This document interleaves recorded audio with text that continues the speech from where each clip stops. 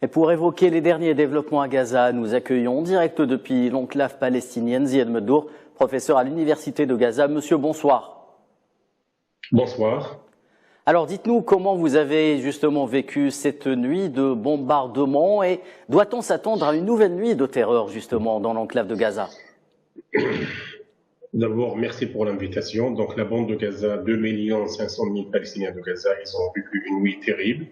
D'ailleurs, la bande de Gaza, la population de Gaza était sous le choc après le massacre, après le crime odieux, après le génocide de Jenin avec des morts, parmi eux des personnes âgées et des jeunes, et des centaines de blessés donc côté palestinien.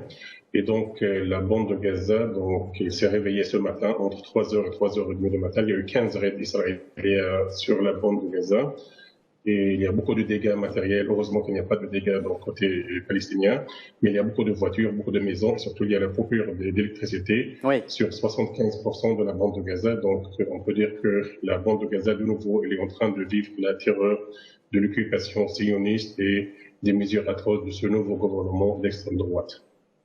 Merci Ziad Meddour pour ces renseignements. Je rappelle que vous étiez en direct avec nous depuis Gaza. Vous êtes professeur justement à l'université de Gaza. Nous pouvons vous retrouver lors de nos prochaines éditions pour revenir sur ce sujet. Je vous en prie. Merci.